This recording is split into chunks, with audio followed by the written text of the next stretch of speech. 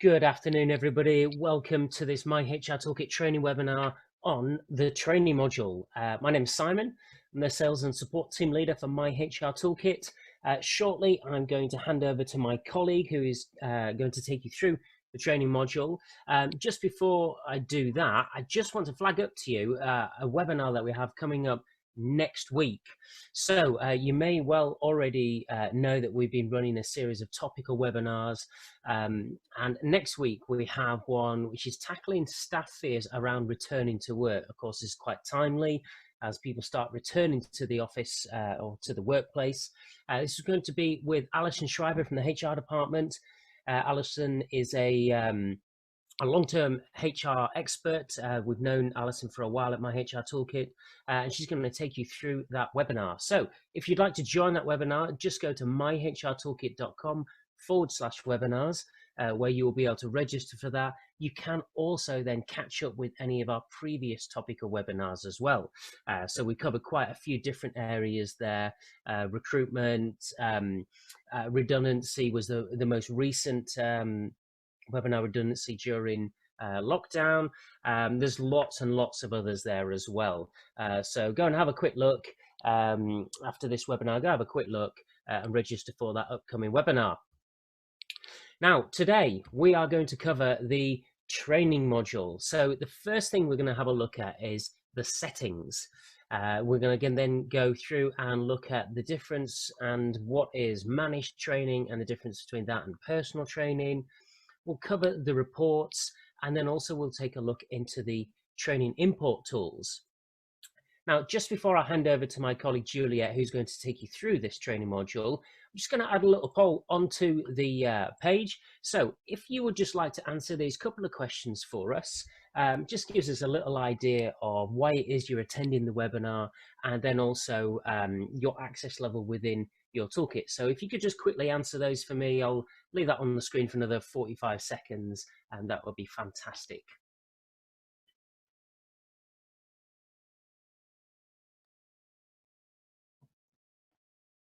Just while you're doing that, I also want to flag up there is a chat option. So if you want to chat with us during the webinar, just click chat and you can do that. We do also have a Q&A tab. So in the meeting toolbar, if you click Q&A, you will be able to ask us any questions regarding this webinar, which we will, of course, answer at the end of the session. So just a few more seconds for you to finish answering those questions, and that'd be fantastic.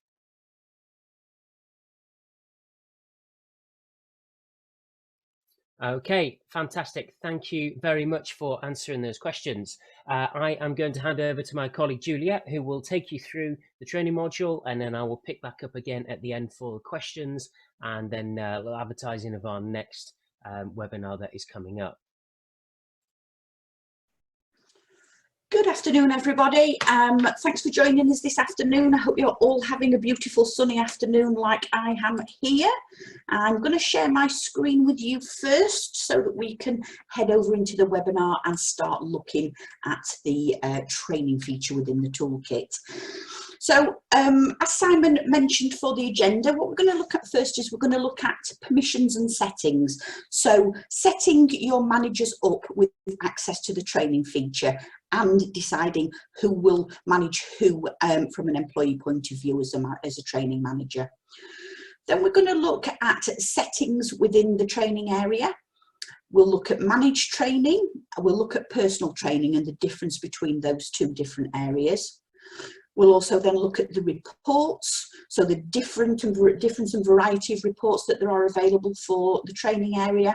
And finally, the training import tools. So how can you get your historical training data added to the toolkit? So we will go through that. So the first area we're going to look at is permissions. Now, as a controller, you can set permissions for training managers from the config area.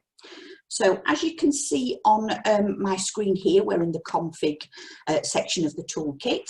And if you visit the access rights area, the first area you're going to look at is user permissions. Now there's a couple of things to point out on this page. And if we start over here on the right hand side where it mentions global permissions, this is where, as a controller, you can turn on the ability for your employees to be able to request training. If you turn this on, enable it so it shows yes, it means that the ability for employees to be able to request training in the My Home area will be available to them. So if we now move over and look at the individual permissions from a manager's point of view, the first thing that you need to do is check the employee ability filter so that you're going to be looking at managers and controllers. And then what you can do from your list of managers is choose which manager you want to set as a training manager. What we're going to do here is have a look at this employee Nadeem, and from the actions area we will set his permissions to yes as a training manager and update. Now, once the manager's been set as a training manager, the next thing you need to have a look at and decide is which employees do you want him to be able to manage from a training point of view. So if you move over to the training managers area, what it will then do is it will list anybody who's been set as a training manager, and it will give you the ability to manage the employees over here. Now, if you choose the actions box, there's a few options that you've got here. And to add employees, you would choose this option here. Now, if you want your training managers to deal with everybody, so all your employees within the toolkit, you can assign to all users. You can search for specific employees and also specific departments as well. So here, if we chose the customer service team, we add it, what that will do is it will add all the people who work in the customer service team in here, and then you would update the assignment. It will confirm the names of the employees, and that will then mean that that particular training manager now has the ability to manage the training for those employees. So once you've worked through your settings, those managers will then have full visibility of the training feature. So let's go over to the management area and to training, and we'll start to work through some of the options that you've got in this area. So the first thing you need to think about is the settings. So down here in the bottom right hand corner, you need to go to the settings area and work through these areas and decide which you need to populate. So the first thing you need to look at is the providers. So here you would list anybody who's a training provider for you and add them into the toolkit. A really good option for anything that you deliver internally is to set your own internal training provider up, and then obviously add information for anybody externally. You get a new training provider, just add a new person in, and it's going to appear in this list here. So once the training providers have been set up, the next area to look at is the qualifications area.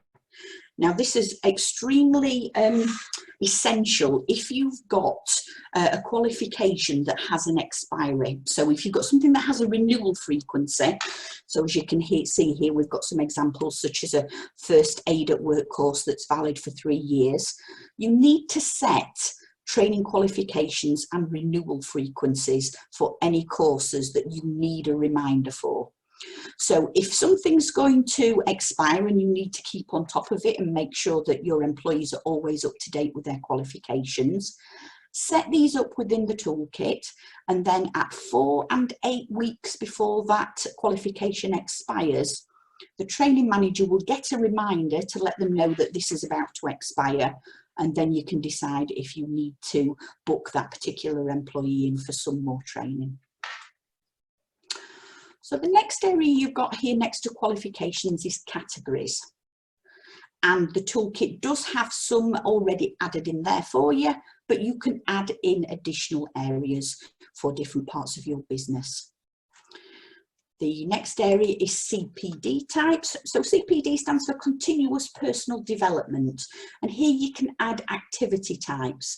So for example, maybe training courses, magazine articles, podcasts, something like that. You could add the activity type in there. And then the final option in the settings area is if you want to set a training year for your training. You can do that and you can manage that from this area here. So once you've set all your settings up, the next thing to do is start to think about the courses that you're going to run. So let's go back to the training homepage here. And what we'll look at first is manage training. So here you can add courses, create events and add users to them. So as you can see here, I've got all the courses listed here for the dummy company that I've got here on my account. And if you want to add more courses, you would just add them in here.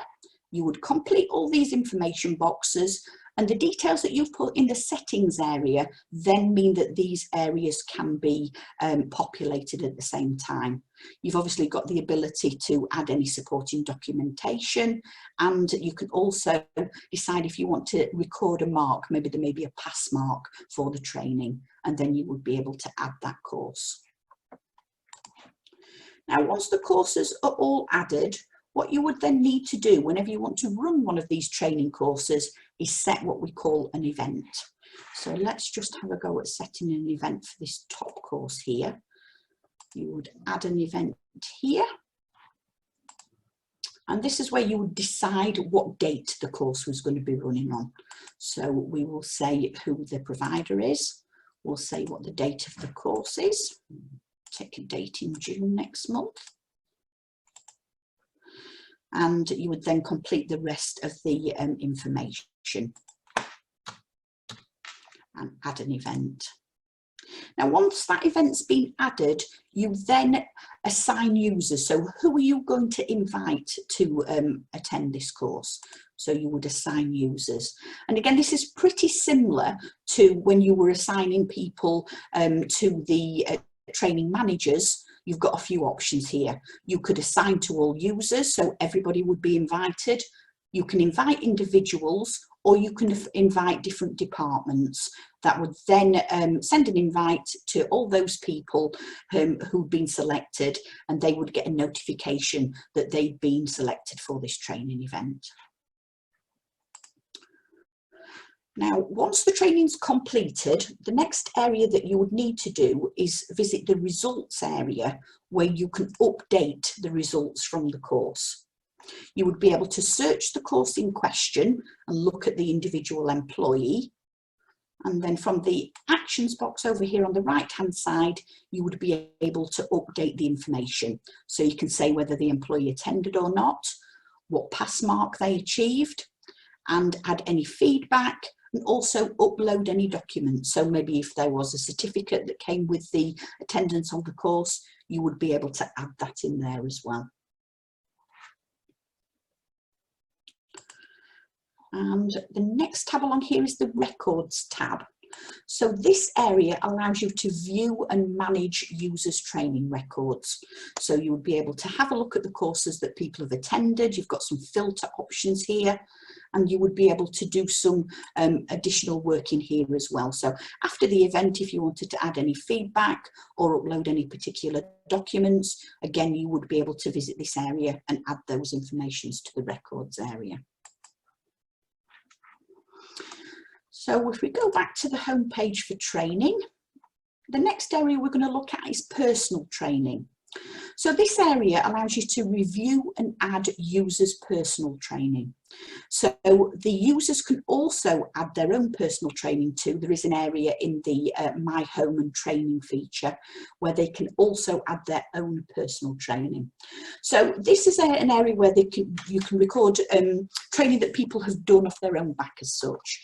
So if we open this up and look at a few of the examples. So as you can see here, they may have watched a video or done some pre-course reading. And if you want to make sure that's added to their training records, you can add that as a manager, but also the employees can also add that too.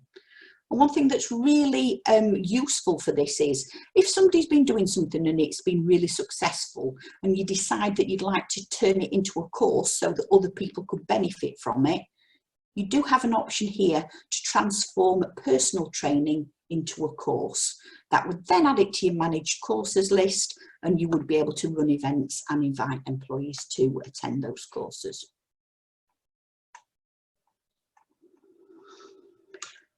So the next area we're going to look at is the reports within the toolkit for training. Now, there's two ways that you can access the training reports.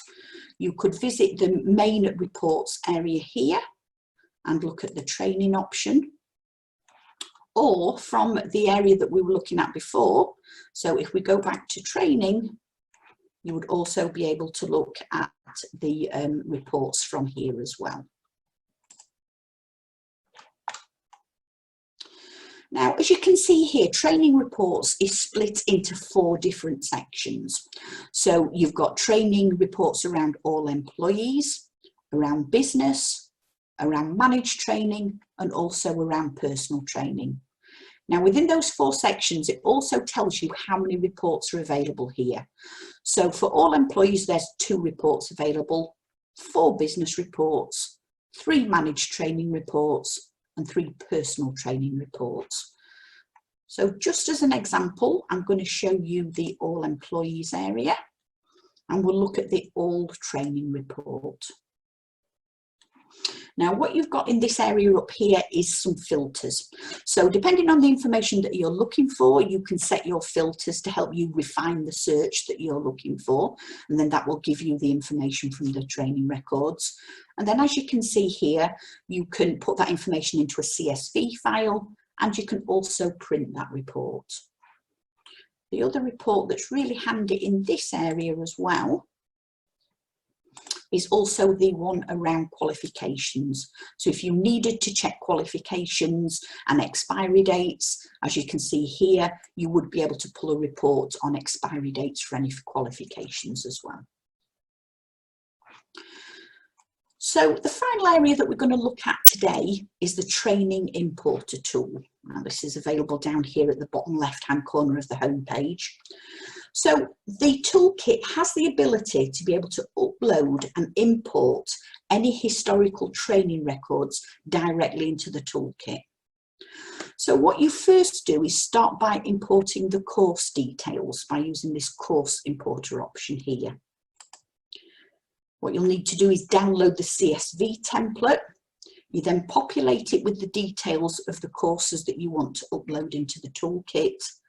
Once you've got that file all ready, you then upload the file. All those courses that you have then uploaded will then appear in your managed courses list. Now, once you've imported your course details, the next area to have a look at is the actual records you want to add in there. And you can do that by visiting the training record importer. So if you open this option up here, again, you would download the CSV template. You would add in the information of all the employees and the courses that they've attended. And then once you've completed that information, you then need to upload the file. And that will then populate all that data for your employees into the training records area. One thing to just point out around adding your course information is you need to take great care to make sure that the details exactly match the names of the courses that you've uploaded. If they don't match exactly, it's going to create another course for you, and it won't make it as accurate as you need it to be. So that covers all the areas that we're going to have a look at today in the training area. I just wanted to point out to you that, as with any feature within the toolkit, if you ever need a bit of help or support and you're not sure about a question that you have, all the features have a question mark link that takes you to the support page for that particular feature. So if you've got a question, you're not sure of the answer, 99 times out of 100, you're going to find the answer by following the link and checking in the training module information. Now, of course, if you can't find the answer, or the answer to any support question that you might have around anything within the toolkit, please don't hesitate to get in touch with us. We've got a support line that's open Monday to Friday 9 till 5. Our phone number's on our homepage. And you can also submit what we call a support ticket. So up at the top of the toolkit, you've got a support option.